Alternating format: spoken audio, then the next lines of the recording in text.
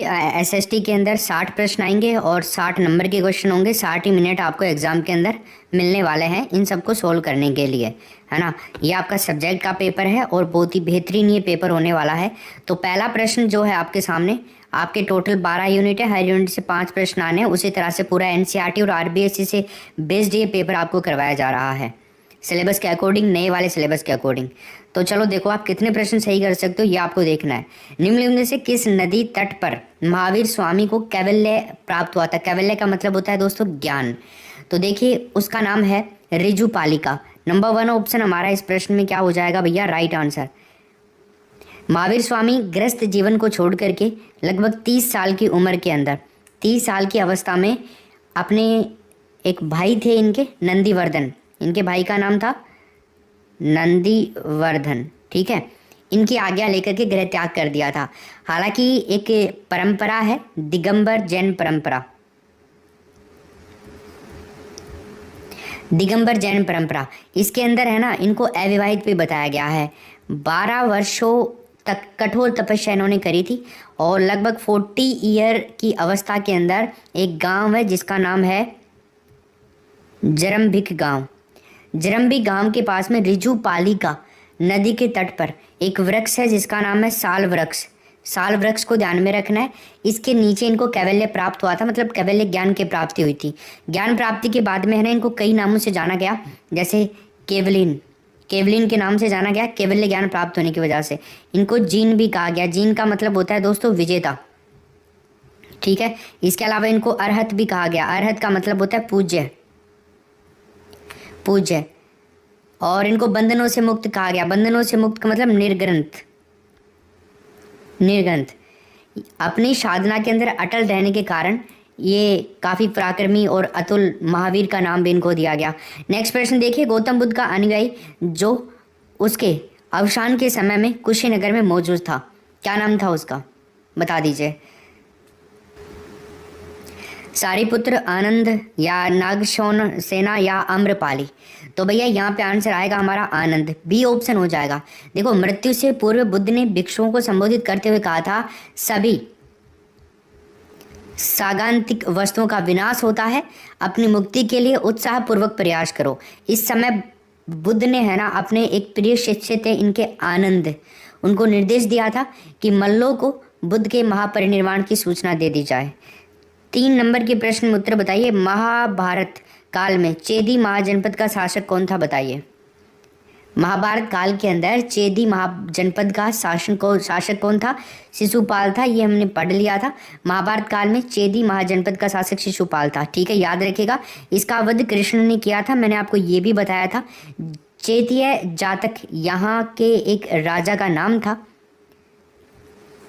और वो नाम मिलता है उपचर। नेक्स्ट प्रश्न देखिए 4 नंबर का, कालाशोक बताइए किससे संबंधित था? नंदवन से, शिशुनाग वन से, हर्यक वन से, या तो फिर उपरोक्त में से कोई भी नहीं। दोस्तों कालाशोक था बी ऑप्शन, शिशुनाग। कालाशोक का दूसरा नाम भी मिलता है हमें इतिहास के अंदर, काकवर्ण। काकवर्ण भी इनको कहा गया है। ये अपने पिता शिशुनाग की मृत्यु के बाद में लगभग 394 ईस्वी पूर्व के आसपास में मगध के सिंहासन पर बैठे थे। उसने पुनः पाटलिपुत्र को राजधानी बनाया था और इसके काल की सबसे महत्वपूर्ण घटना थी बौद्ध धर्म की द्वितीय संगीति का आयोजन, ठीक है ना। तो द्वितीय संगीति का आयोजन किसके काल में हुआ था? कालाशोक के काल में, ठीक है। नेक्स्ट क्वेश्चन देखिए, रूपक सिक्के प्रचलन में थे, बताइए किनके शासनकाल में रूपक सिक्के चलाए जा रहे थे या चलते थे? दोस्तों रूपक सिक्के के बारे में प्रश्न आए तो गुप्तों के शासनकाल में, डी ऑप्शन हमारा इस प्रश्न का सही उत्तर हो जाएगा। जो कि चांदी के सिक्के होते थे, सोने के सिक्के जो होते थे ना उनको दिनार कहा जाता था। सोने के सिक्कों को दिनार कहा जाता था। तांबे के जो सिक्के होते थे ना दोस्तों उनको कहा जाता था माशक। तांबे के सिक्के माशक, सोने के सिक्के दिनार, ठीक है। और यहाँ पे रूपक सिक्के चांदी के होते थे। याद रखना, बहुत इंपॉर्टेंट है, कहीं से भी आ सकता है, दिनार, माशक और चांदी। अगला प्रश्न देखिए, गुप्त वंश के किस राजा को नालंदा विश्वविद्यालय का निर्माता माना गया? बताइए। 6 नंबर के प्रश्न में क्या उत्तर होगा? चंद्रगुप्त प्रथम, कुमारगुप्त, समुद्रगुप्त या स्कंदगुप्त? तो दोस्तों यहाँ पर आंसर क्या होगा, कुमारगुप्त प्रथम। बी ऑप्शन हमारा इस प्रश्न का सही आंसर हो जाएगा। गुप्त काल के राजा कुमारगुप्त को नालंदा विश्वविद्यालय का निर्माता माना गया है। नालंदा विश्वविद्यालय को महायान बौद्ध धर्म का ऑक्सफोर्ड भी कहा जाता है, ध्यान रखिएगा, ऑक्सफोर्ड। नेक्स्ट क्वेश्चन देखिए 7वें नंबर का, निम्नलिखित में से कौन सा मंदिर चोलों से संबंधित नहीं है। चोल जो शासक थे ना, उनसे संबंधित कौन सा मंदिर नहीं है। बृहदीश्वर, कोरंगनाथ, कैलाशनाथ, ऐरावतेश्वर। तो क्या आंसर होगा इसमें, कैलाशनाथ, तीसरा ऑप्शन। हाँ देखो, बृहदीश्वर मंदिर है ना, ये राजराज का नाम सुना होगा ना, राजराज प्रथम, उसके टाइम पीरियड का है। और इसका आंसर तो कैलाशनाथ हो जाएगा। कोरंगनाथ जो मंदिर है ना, ये प्रांकांत प्रथम के टाइम पीरियड का है। कैलाशनाथ मंदिर पल्लव शासक राज सिंह के टाइम पीरियड का है, ठीक है। इसके अलावा यहाँ पे ये पूछ ले, ऐरावतेश्वर मंदिर ये राजराज द्वितीय के टाइम का है। वो राजराज प्रथम था बृहदीश्वर, और ये द्वितीय। और कोरंगनाथ का जो मंदिर है, ये जैसा कि मैंने आपको बताया कोरंगनाथ के मंदिर के बारे में, प्राकांतक प्रथम, ठीक है ना। अगला प्रश्न देखिए, जावा में रघुवंश के आधार पर किस ग्रंथ की रचना की गई, बताओ क्या उत्तर होगा। देखो, जावा के निवासियों ने संस्कृत का अध्ययन किया था और उन्होंने भारतीय साहित्य का अनुकरण करके एक विस्तृत साहित्य का निर्माण भी कर लिया था, जिसको इंडो जावानी साहित्य कहा जाता है। इंडो जावानी साहित्य का नाम दिया गया उसको। तो भारतीय साहित्य और उनके जो वृतांत थे उनके ऊपर आधारित बहुत सारे ग्रंथों की चर्चा की गई है।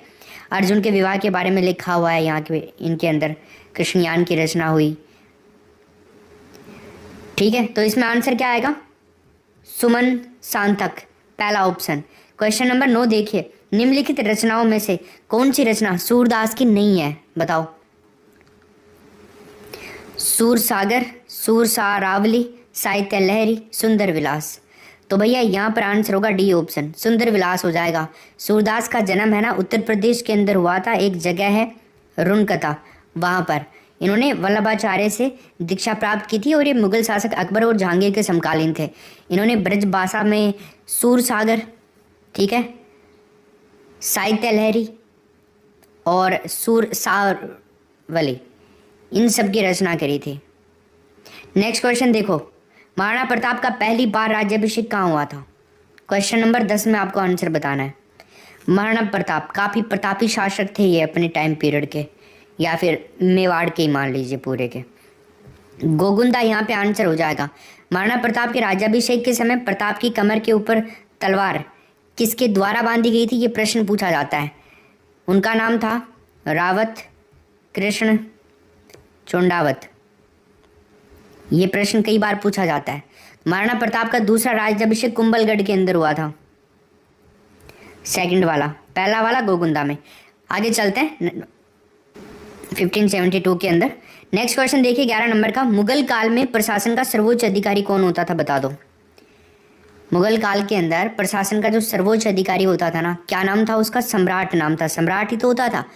मुगल काल के अंदर प्रशासन का सर्वोच्च अधिकारी सम्राट होता था और वो निरंकुश और धार्मिक कट्टर स्वरूप लिए हुए होता था। बाबर ने इस परंपरा को हटा करके सुल्तान के स्थान पर 1507 के अंदर है ना बादशाह की उपाधि धारण की थी। अगला क्वेश्चन देखिए, 1857 की क्रांति के समय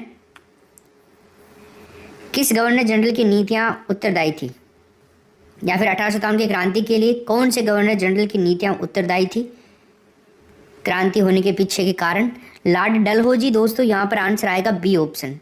लॉर्ड डलहौजी की व्यक्तिगत नीतियाँ थी, राजा महाराजाओं के पदों और पेंशन वगैरह ये जो थी उनको समाप्त कर दिया गया था। 1849 में मुगल बादशाह को लाल किला छोड़ करके कुतुब मीनार में रहने का आदेश दे दिया गया था। तो ये सब इसके लिए उत्तरदायी था। अगला प्रश्न देखिए, भारतीय गणतंत्र की 26 जनवरी 1950 को सही संवैधानिक वस्तुस्थिति क्या थी जब संविधान लागू किया गया था। ये 4 ऑप्शन आपके सामने, क्या आंसर होगा इस प्रश्न में, बताइए। 13 नंबर के प्रश्न में तो दोस्तों देखो यहाँ पर है ना, क्या होगा राइट आंसर, संपूर्ण प्रभुत्व संपन्न लोकतंत्रात्मक गणराज्य, बी ऑप्शन हो जाएगा। हमारे संविधान में जो 42वां संविधान संशोधन हुआ था ना 1976 के अंदर, तो इसके द्वारा प्रस्तावना में संशोधन करके समाजवादी, निरपेक्ष और अखंडता शब्दों को जोड़ा गया था। आगे चलते हैं, क्वेश्चन नंबर 14 देखिए, भारतीय संविधान की 8वीं अनुसूची का संबंध बता दीजिए आप किससे है। हमारे संविधान की जो 8वीं अनुसूची है इसका संबंध किससे है? भाषाओं से है दोस्तों। इसके अंदर 22 भाषाओं का उल्लेख किया गया है, लेकिन मूल संविधान की बात करें कितनी भाषाएं थी तो उस टाइम में 14। हमारे संविधान का निर्माण जब हुआ था उस टाइम में 14 थी और अब 22 हो गई है। भारतीय संविधान के द्वारा जो मान्यता प्राप्त भाषाएं हैं उनके बारे में इसमें लिखा हुआ है।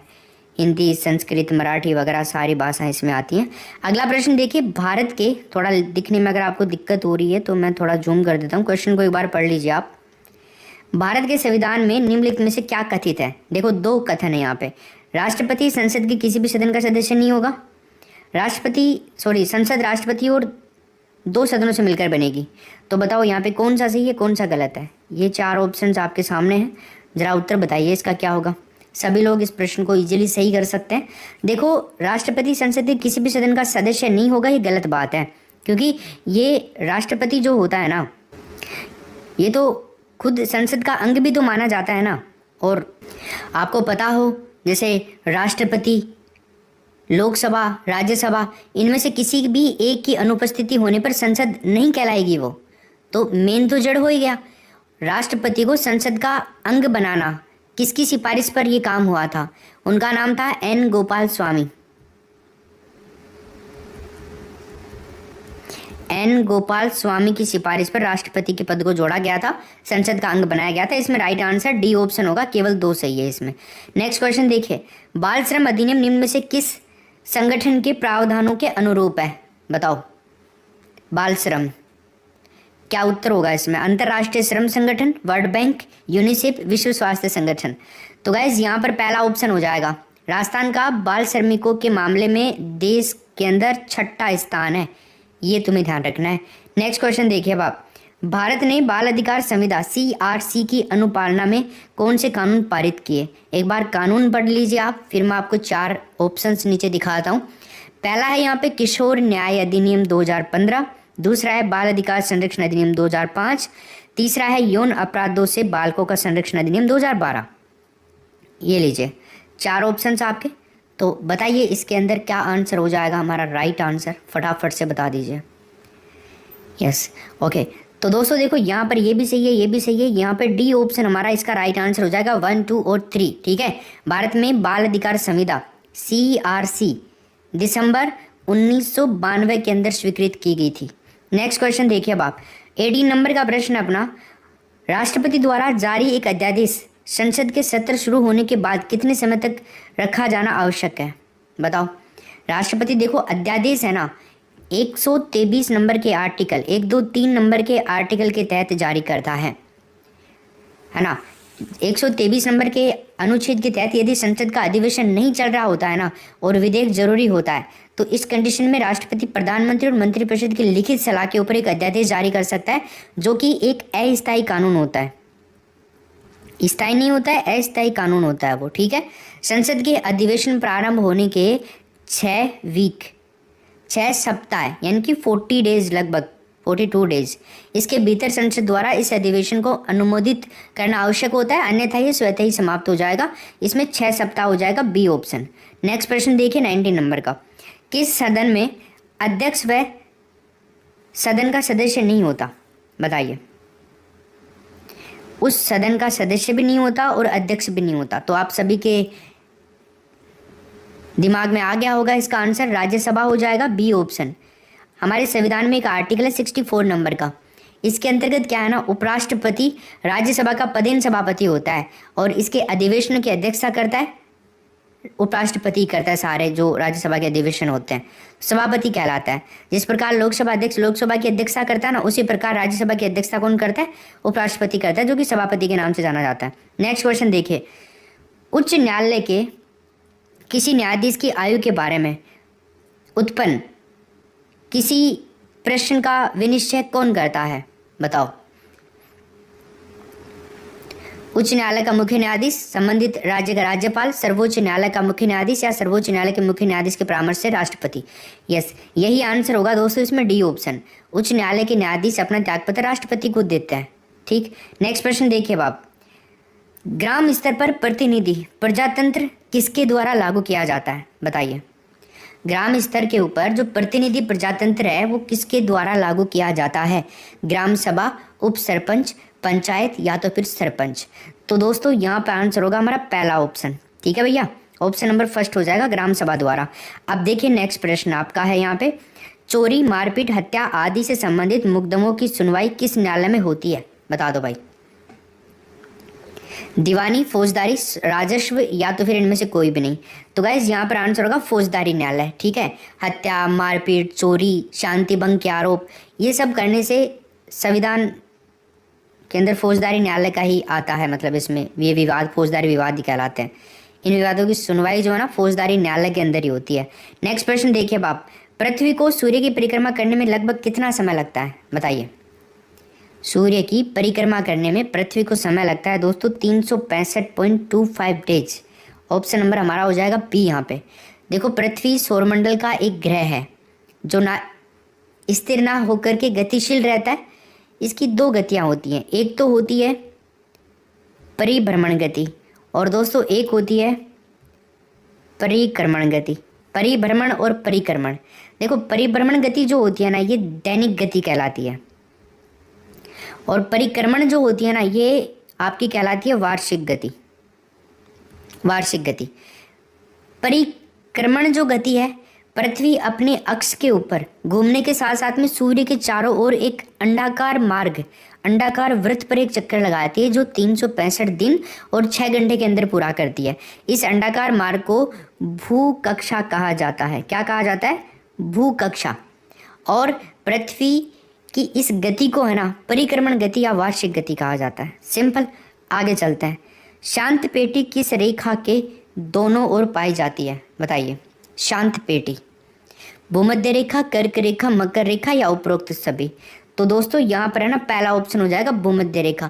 विषुवतीय निम्न वायुदाब की पेटी को डोलड्रम, डोलड्रम शांत कटिबंध है ना और तापजन्य न्यून वायुदाब पेटी के नाम से भी जाना जाता है। नेक्स्ट प्रश्न देखिए, चंद्र ग्रहण कब होता है बताओ। पूर्णिमा, अमावस्या, प्रतिपदा या इनमें से कोई भी नहीं।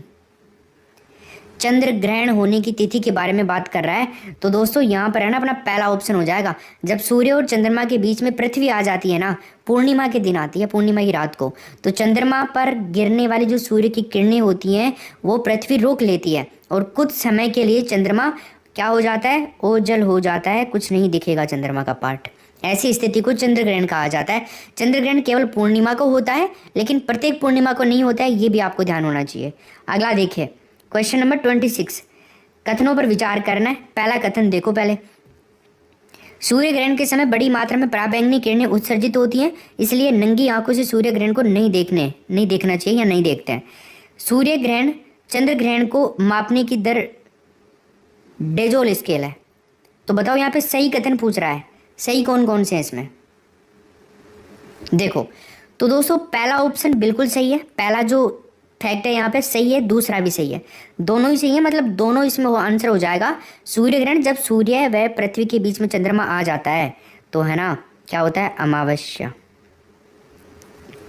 सूर्य और पृथ्वी के बीच में चंद्रमा आता है ना, वहाँ पे सूर्य और चंद्रमा के बीच में पृथ्वी आ रही थी, पूर्णिमा हो रही थी, लेकिन यहाँ पे सूर्य और पृथ्वी के बीच में चंद्रमा आने की बात हो रही है तो अमावस्या होती है फिर। तो चंद्रमा के कारण आता है, तो चंद्रमा के कारण सूर्य जो है ना वो पूरी तरह से ढक जाता है। इसके कुछ क्षण के लिए सूर्य ओझल हो जाता है और इस स्थिति को कहते हैं सूर्य ग्रहण। नेक्स्ट क्वेश्चन देखिए, निम्नलिखित में से कौन एक तिलहनी फसल है, बताइए। तिलहनी फसल,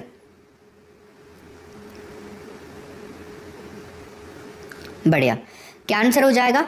हाँ, सूर्यमुखी, तीसरा ऑप्शन होगा इसमें। भारत की जो मोस्ट तिलहनी फसलें हैं ना, सूर्यमुखी, सोयाबीन, अरंडी, सरसों, तिल, अलसी, ये सब है। ठीक है ना भाई, आगे चलते हैं। अगला क्वेश्चन देखिए, हरित क्रांति से क्या मतलब समझते हो आप, बताइए। हरित क्रांति से अभिप्राय बता दो आप जल्दी से। क्या आंसर होगा 28 नंबर के प्रश्न में? हरी खाद का प्रयोग, अधिक फसल उगाना, उच्च उत्पादन वैरायटी प्रोग्राम या हरित वनस्पति। तो दोस्तों यहाँ पर आंसर क्या होगा? तीसरा ऑप्शन, उच्च उत्पाद वैरायटी प्रोग्राम। हरित क्रांति 1966-67 से प्रारंभ हुई थी। ये इसका जो प्रथम चरण था जो 1981 तक चला था। प्रथम चरण में इसे हरियाणा, पंजाब, पश्चिम उत्तर प्रदेश जो है ना वहाँ पे लागू किया गया था हालांकि।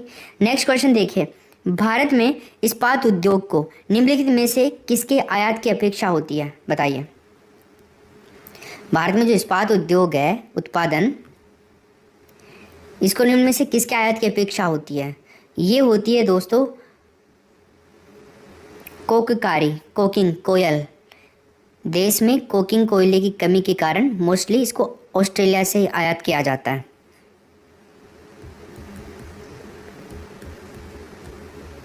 अगला प्रश्न देखिए, कोहिनूर हीरा किस राज्य की खान से निकाला गया है?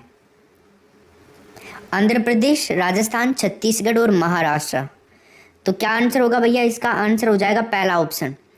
हीरा कार्बन का सबसे शुद्ध और पृथ्वी का सबसे कठोर तत्व माना जाता है। विश्व प्रसिद्ध कोहिनूर हीरा है ना, आंध्र प्रदेश के अंदर एक खान है जिसका नाम है गोलकुंडा। गोलकुंडा खान से निकाला गया था। हीरे का भंडार और उत्पादन की दृष्टि से विश्व में रूस पहले स्थान पर है। इनमें से किस जिले में चावल का उत्पादन होता है? बताइए 31 नंबर के प्रश्न में। भीलवाड़ा, टोंक, बूंदी और धौलपुर। क्या उत्तर होगा? किस जिले में? वो जिला है दोस्तों बूंदी, तीसरा ऑप्शन। राजस्थान में चावल का उत्पादन बूंदी, हालांकि हनुमानगढ़, बांसवाड़ा, डूंगरपुर, बाराकोटा में भी होता है लेकिन बूंदी में काफ़ी अच्छे से होता है। अगला प्रश्न देखिए, भारत की सर्वाधिक मुल्तानी मिट्टी पाई जाती है? कहाँ पर पाई जाती है? भारत की सबसे ज़्यादा मुल्तानी मिट्टी है ना वो, तो मुल्तानी मिट्टी दोस्तों राजस्थान में ही पाई जाती है। डी ऑप्शन होगा। मुल्तानी मिट्टी का उपयोग है ना व्यंजक के रूप में, सौंदर्य प्रसाधन वगैरह के लिए किया जाता है ना, ब्यूटी ब्यूटी। माही जल परियोजना, विद्युत परियोजना किस जिले में स्थित है? डूंगरपुर, बांसवाड़ा, राजसमंद और प्रतापगढ़। माही की बात आ रही है तो माही तो राजस्थान के अंदर डूंगरपुर और बांसवाड़ा जिलों में ही तो है, तो वहीं पे होनी चाहिए ये जल विद्युत परियोजना है ये वो। तो इसमें क्या आंसर हो जाएगा? B option, Banswara. माही जल विद्युत परियोजना बांसवाड़ा जिले में स्थित है। राजस्थान और गुजरात की ये संयुक्त परियोजना है, ध्यान रखिएगा, 2 राज्यों की। अगला प्रश्न देखिए, कौन सा शहर राजस्थान का मैनचेस्टर कहा जा सकता है? राजस्थान का मैनचेस्टर सूती वस्त्र उद्योग का प्रमुख केंद्र भी है। राजस्थान का तकनीकी शहर और वस्त्र निर्यातक नगर का दर्जा भी मिला हुआ है भीलवाड़ा जिले को। ऑप्शन नंबर इसमें भीलवाड़ा हो जाएगा। मरु उद्यान की स्थापना बताइए कब हुई थी? राष्ट्रीय मरु उद्यान जो जैसलमेर के अंदर है, नेशनल डेजर्ट पार्क, इसकी स्थापना दोस्तों 1981 के अंदर हुई थी। इसका प्रमुख उद्देश्य ये था कि ये जो क्षेत्र है ना, इसकी प्राकृतिक वनस्पति और करोड़ों वर्षों से ये जो भूमि के गर्भ के अंदर दबे हुए जीवाश्म है उनको संरक्षण देना, यानी कि जीवाश्म उद्यान भी इसको कहा जा सकता है। इसका विस्तार लगभग आपसे पूछ ले इसका क्षेत्रफल कितना है? 3162 वर्ग किलोमीटर क्षेत्र में ये फैला हुआ है। जैसलमेर और बाड़मेर जिलों में है ये। जैसलमेर और बाड़मेर 2 जिलों के अंदर, ध्यान रखना ये प्रश्न कई बार आता है। अगला प्रश्न देखो, प्रतिहार साम्राज्य का वास्तविक संस्थापक किसे कहा जाता है? बताओ। नागभट्ट प्रथम, रजिल, कक्कक और वत्सराज। किसे कहा जाता है प्रतिहार साम्राज्य का वास्तविक संस्थापक? दोस्तों नागभट्ट प्रथम को कहा जाता है, पहला ऑप्शन हो जाएगा इसमें। नागभट्ट प्रथम को नारायण की मूर्ति का प्रतीक भी कहा जाता है, नारायण की मूर्ति का प्रतीक। ठीक है। राम का प्रतिहार, क्षत्रिय ब्राह्मण, मलेच्छों का नाशक, इंद्र के दंभ का नाशक, कई नाम मिलते हैं इसके। ठीक है। इसकी जानकारी पुलकेशिन द्वितीय का एलोल अभिलेख है, वहाँ से प्राप्त होती है। पुलकेशिन द्वितीय का एलो अभिलेख ध्यान रखना है तुम्हें। काबुल की सूबेदारी के दौरान कुंवर मान सिंह ने किसके विद्रोह को समाप्त किया था? बताओ। यस दोस्तों, यहाँ पर आंसर होगा यूसुफियों, बी ऑप्शन हो जाएगा। देखो कुंवर मान सिंह जो थे ना, ये मात्र 12 साल की एज के अंदर 1562 के अंदर अकबर की सेवा में चले गए थे। कुंवर मान सिंह जो थे सबसे पहले अकबर और अपने पिता भगवंत दास के साथ में 69 में रणथंभौर के अभियान पे गए थे। तो पहला इनका रणथंभौर वाला था 1569 वाला। 1562 में अकबर ने है ना मान सिंह को गुजरात के विरुद्ध अभियान में भेजा था। अकबर ने 1585 में मान सिंह को काबुल का सूबेदार नियुक्त कर दिया था और इस पद पर रहते हुए मान सिंह ने काबुल को सुव्यवस्थित भी किया था और समय समय पर जो यूसुफियाई थे उनको दबाया भी था। तो इसमें बी ऑप्शन होगा। अगला प्रश्न देखिए, 38 नंबर का प्रश्न है, सन 1857 का जो विद्रोह हुआ था उसके समय राजस्थान में सैनिक छावनियाँ कितनी थी बताइए। 38 नंबर के प्रश्न में इसके लिए एक बहुत ही बेहतरीन ट्रिक है, ए नानी ब्याव देख, ए नानी ब्याव देख। ऐसे क्या होगा दोस्तों, एरिनपुरा। ना से क्या हो जाएगा, नशीराबाद। नी से क्या होगा, नीमच। ब्याव से क्या होगा, ब्यावर। दे से क्या होगा, देवली। खे से क्या होगा, खैरवाड़ा। कितनी हो गई, 6। ऑप्शन नंबर तीसरा राइट आंसर होगा इसमें। अगला प्रश्न देखें, 39, वृद्ध राजस्थान के महाराज प्रमुख कौन नियुक्त किए गए थे बताइए। सवाई मान सिंह, हनुमंत सिंह, भूपाल सिंह या भीम सिंह, क्या नाम था उनका। तो दोस्तों यहाँ पे हमारा राइट आंसर आएगा भूपाल सिंह। तीसरा ऑप्शन होगा। वृद्ध राजस्थान के प्रधानमंत्री की अगर हम बात करें, महाराज प्रमुख तो भूपाल सिंह थे, बट अगर प्रधानमंत्री की बात करें तो वो थे हीरालाल शास्त्री जयपुर से। महाराज प्रमुख भूपाल सिंह ये उदयपुर से थे। उपराज प्रमुख भीम सिंह थे, कोटा के नरेश थे भीम सिंह। अगला चलते हैं, क्वेश्चन नंबर 40 बताइए। राजस्थान में स्वतंत्रता संघर्ष के दौरान 1921-22 में भील आंदोलन का नेतृत्व किसने किया था बताओ। मोतीलाल तेजावत, जमनालाल बजाज, शोभाराम, विजय सिंह पथिक, बताइए किसने किया था। तो दोस्तों यहाँ पर है ना अपना जो आंसर होगा वो पहला ऑप्शन हो जाएगा, मोतीलाल तेजावत। भील आंदोलन भील क्षेत्र में भोमट में चलाया गया था, यानी कि इसे भोमट भील आंदोलन के नाम से भी जाना जाता है। 41 नंबर का प्रश्न देखिए, पर्युषण पर्व किस धर्म से संबंधित है, जल्दी बता दो। पर्युषण पर्व, गाइस पर्युषण पर्व है ना ये जैन धर्म से संबंधित है, बी ऑप्शन हो जाएगा। भाद्रपद शुक्ल पंचमी से चतुर्दशी तक मनाया जाता है ये। तो अगर आपसे पूछ ले कब से कब मनाया जाता है, भाद्रपद शुक्ल पक्ष की पंचमी से चतुर्दशी तक, ठीक है। नेक्स्ट प्रश्न देखिए, इस दिन क्या है ना जैनी लोग जो हैं वो अपनी गलतियों के लिए प्रायश्चित करते हैं। 42, मिट्टी की मूर्तियाँ कहाँ की प्रसिद्ध हैं बताओ। अजमेर, राजसमंद, पाली और टोंक। तो क्या उत्तर होगा, मिट्टी की मूर्तियाँ। गैस ये राजसमंद के अंदर बी ऑप्शन होगा इसमें, मिट्टी की मूर्तियाँ। राजसमंद में एक गांव है मोलेला गांव, यहाँ की प्रसिद्ध है। अजमेर के अंदर गुलाब और फूल गुलकंद, टोंक के अंदर मयूर बीड़ी, पीते हो क्या आप मयूर बीड़ी। अजमेर के अंदर गुलाब गुलकंद, ठीक है।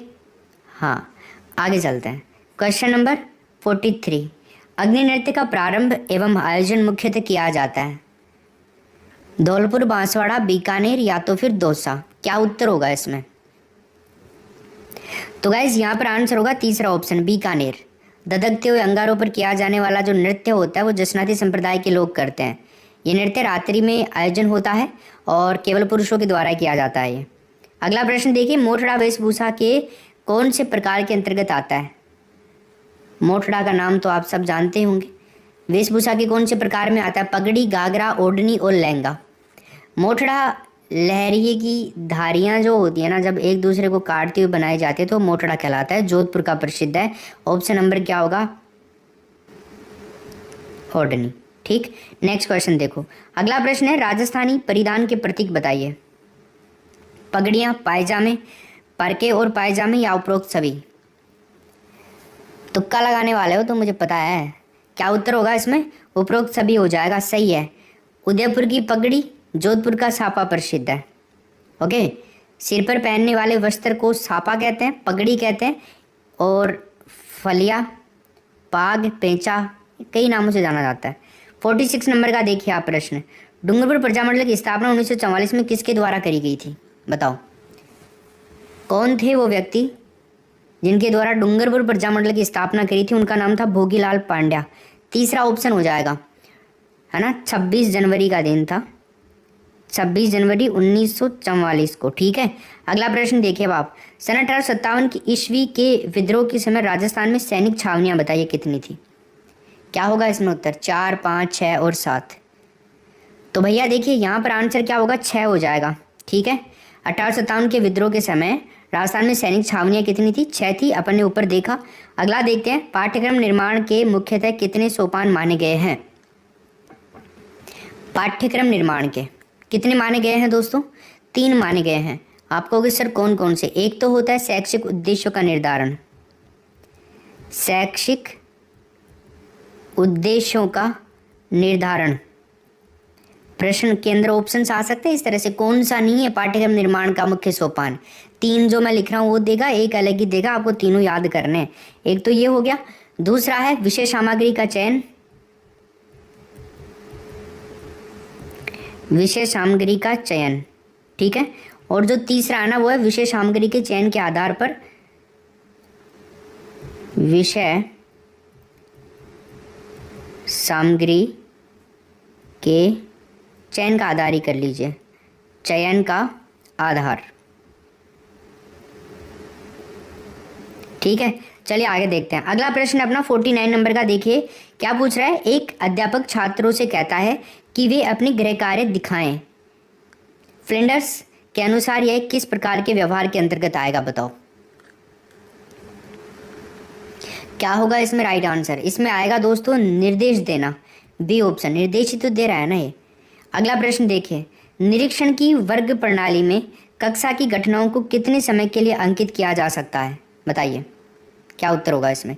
3 सेकंड, 3 मिनट, 10 सेकंड, 10 मिनट। क्या उत्तर होगा दोस्तों? यहाँ पर आंसर आएगा 3 सेकंड, पहला ऑप्शन। वर्ग प्रणाली के अंतर्गत कक्षा में होने वाली घटनाओं को समुचित वर्ग में अंकित किया जाता है। कक्षा में 3 सेकंड और उससे कम समय में होने वाली जो घटना होती है ना, उनको अंकित किया जा सकता है।